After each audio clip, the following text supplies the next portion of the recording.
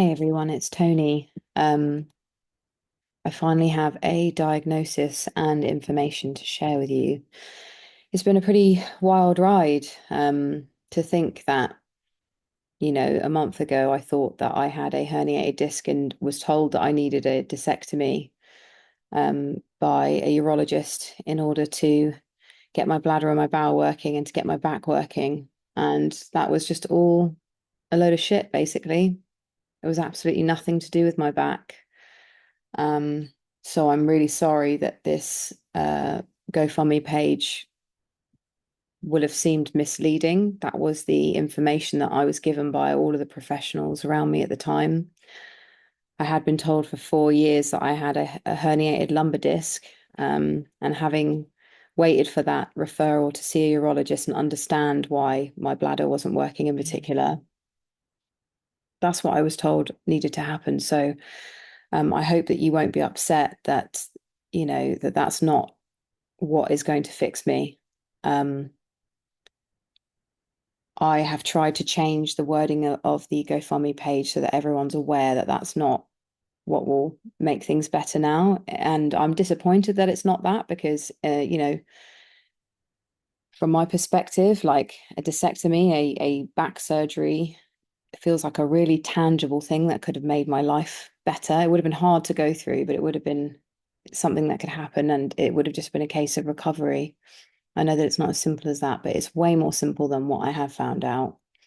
Um, so some of you will know that I've spent a week under observation at the neurology ward in Brighton Hospital, Royal County Sussex, whatever it's called, Royal Sussex County, whatever it's called.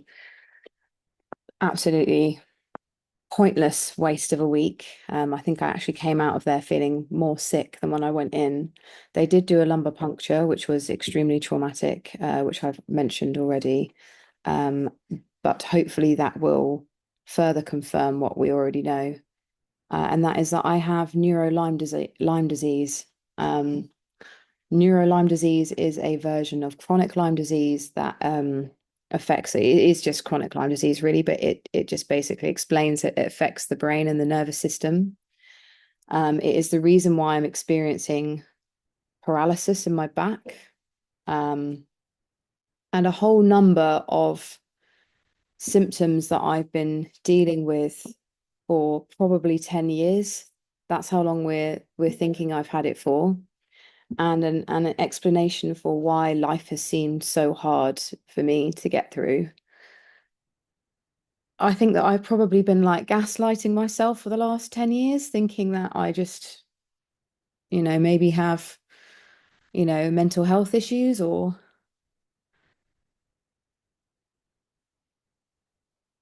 a complex personality disorder or something like that. And actually, I've just been having very, very real, painful symptoms to deal with. Anyway, the I want to say thank you for starters because the only reason that I found this out is because you all donated to my fundraising page. Um, if you hadn't have done that, I wouldn't have gone and seen a private neurologist. That neurologist was curious and listened to me enough to do a massive host of testing.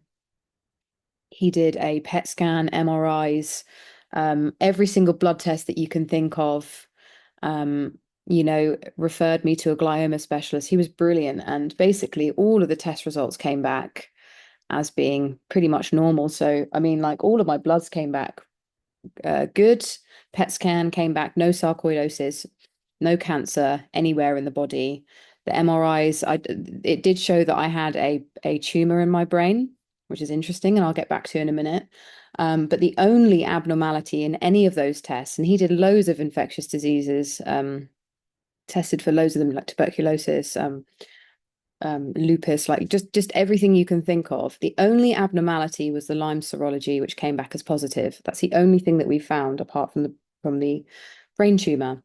Because of the brain tumor, I got passed on to a glioma specialist who essentially said, it looks benign, an MVNT tumor, an indolent tumor, basically. There was some disagreement between my NHS neurologist and this specialist brain tumor surgeon. Um,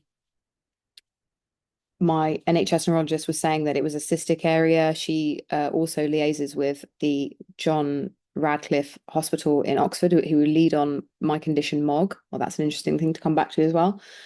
And essentially, they couldn't decide whether it was a cyst or a tumor, but I actually believe that it is a tumor. And having just caught up with him again on Friday, he has said that he spoke to a senior of his and they were curious to know how long I felt like I'd had Lyme. And we talked through my symptoms and when the neurological symptoms started. And we all agreed that it's probably been closer to 10 years. And she said, if you Google Lyme brain thalamus MRI, what comes up is a almost identical MRI image of my brain. And what he said is, this is speculation, but he said if we treat the Lyme successfully and we continue to monitor this tumor, in a year's time, we might find that it's gone away or it's got smaller, and that will validate our reasons for thinking that the tumor has actually been caused by Lyme. Now, I also think that my MOG, my rare neurological condition MOG, has been caused by Lyme disease. And what's interesting is that my private neurologist retested for the MOG in my system and it came up negative. So I also no longer have MOG and I no longer have aquaporin 4, which is linked to MOG, which is very confusing. And it feels like a big sort of like weird identity shift. That's obviously a good thing, but it's got me thinking about all of these different things. Like, I think potentially there's a really big connection between between Lyme and mold toxicity and mercury toxicity. And I've spent a lot of time in my life living and working in places that have a lot of black mold in them. I actually even have black mold in this house. We have a little bit in our bathroom and a little bit and some damp in our bedroom and a little bit in our kitchen. So I'm trying to work to get those rectified now with my husband and my father-in-law. I also have one of those really old mercury fillings in my mouth, so I'm trying to get that removed because apparently they can continue to seep mercury into your system. There's also mercury in tattoo ink. Okay, so those are things that I need to think about. I mean, I can't do anything about the tattoos. They are there now, but there are a link between lots of these things. And I feel like it's probably really helpful to just explain to people that Lyme is the pandemic that people just do not know very much about. I live in a hotbed for it in East Sussex. It's also in the New Forest. It's also in Richmond Park because of all the deer that they have there. And there's a hotspot also in the Highlands in Scotland. Only 20% of people get the bullseye rash. So there's not a clear indicator as to whether you've got it or not, apart from maybe if you do get the rash, if you're lucky to kind of get an indicator, or if you know that you get bitten and you get feverish and stuff like that. There's a great prognosis for having like a course of doxycycline straight away, like within a month of having it. Then you're pretty much guaranteed to recover. However, the complications come when you don't know that you've been bitten, you don't get those indicators, and it sits in your system dormant for a long time. And then it has these catalysts like the mold, environmental toxins, stress, all of these different things. And Lyme can actually cause autoimmune conditions to kick off essentially. So my symptoms have massively ramped up in the last week. I mean, I've been experiencing paralysis in my back and my legs. That's been coming on and off for months now, but now it's like really bad. I'm now getting POTS symptoms as well. So if I stand up, my blood pressure drops. I feel sick. I'm getting terrible headaches all the time. I'm having migraines all day, every day. So I'm on paracetamol and codeine for that. I've also been given rimegepant for that, a brand new medicine. I've got sweating. My cognitive ability is declining. I'm forgetting people's names. I'm forgetting my phone number. I've got no appetite, just nausea all the time. I'm in a really bad way. I'm in a really bad way, but I'm also, you know, I'm on a month's worth of doxycycline, so I'm 3 days in now, and I'm not actually very good with antibiotics anyway. They make me really sick, particularly in the penicillin category. Um, in order to kill this virus, they use a really strong broad spectrum antibiotic, and they fuck me up basically. So I'm just like feeling really unwell, and I expect to feel really unwell for the next month. There's also something interesting about Lyme that I didn't know, is that when you're detoxing, because what's really important is detox pathways to try and push this spiral type bacteria out of your system. Every time you do something that's considered a detox, you get something called a Herxheimer reaction.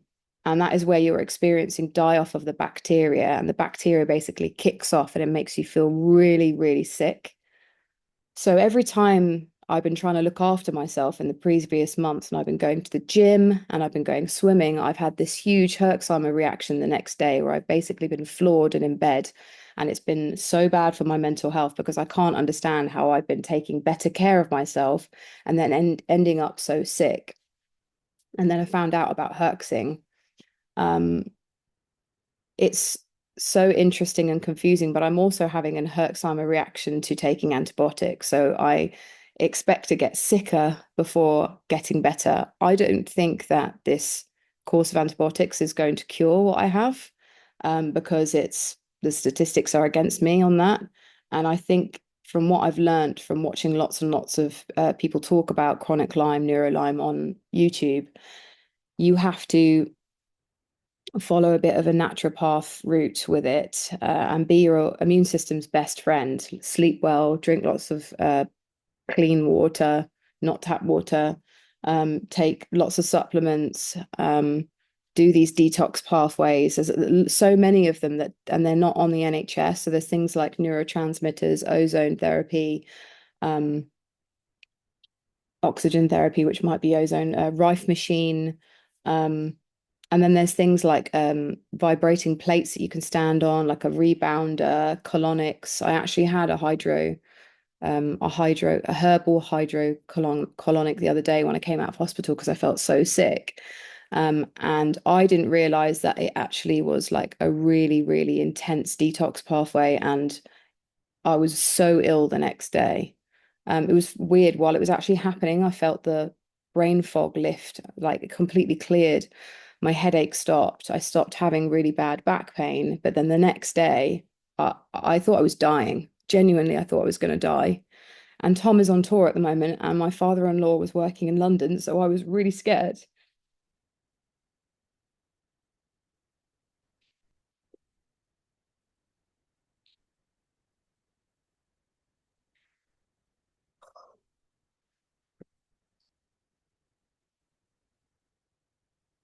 Sorry. I think also antibiotics make you really, really depressed, which doesn't help, but also just pain levels. Um, yeah. Anyway, I was lying on the floor, 10 out of 10 pain, no one here to look after me. And I thought I was dying.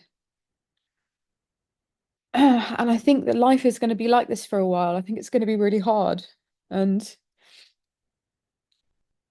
I don't know what that means for any plans that I'm supposed to have for the rest of this year. The naturopath colonic lady that I was working with around the corner said that she feels like confident that I could be well again in a year. So I have to feel encouraged by that. I'm also looking at inpatient programs where I can go and stay somewhere for a week and get the work with Lyme literate doctors and get the help that I need. But yeah, to be clear, I don't think that antibiotic treatment this late on in the disease is actually looking to be that positive. So I think there's lots and lots of holistic stuff that I need to do. I'm about halfway through spending the fundraising that's been raised. Yeah, £20,000 was raised. I've got £10,000 left. The first £10,000 was spent on specialist appointments and testing. And I've got £10,000 left for treatment. I hope to make that go as far as I can. I also have £5,000 worth of savings, which I will absolutely be pouring into this as well. And I would still be massively appreciative if anyone that hasn't donated feels like they can spare any money. I promise that I will use it wisely. I am 100% only investing in my health right now. And I really hope, sorry, that through a mixture between functional medicine and holistic medicine and detox pathways and binders help you push toxins out of the body, that I might be able to make a recovery. There is so much more to say on this, and I think I'll probably keep updating my YouTube with anything that I use that feels like it's working or helping, because this is such a prevalent issue. 400,000 people a year get infected with Lyme. I think it's probably even more than that. That might even just be a statistic for one country, but it is prevalent in the US, the UK, and in Europe. So please be really careful, because the weather is warmer, the season is longer, and ticks are still infecting people well into October. So just please make sure that you're covered up, that you're checking your body when you come in. If you find a tick, remove it carefully and put it into like a jar and get it tested. If you get any symptoms, go and get antibiotics. Thank you to everyone that's helped me. Thank you to everyone that's donated, to the friends that have come round and looked after me, to the friends that have been checking in, that I'm okay, people that have been sending me things to help me, books, medicine, herbal remedies, things to cheer me up, puzzles. Thank you all so much. I'm really grateful. This is such a lonely disease, and I feel like just those check-ins are really helpful. And I'm sending so much love to you all.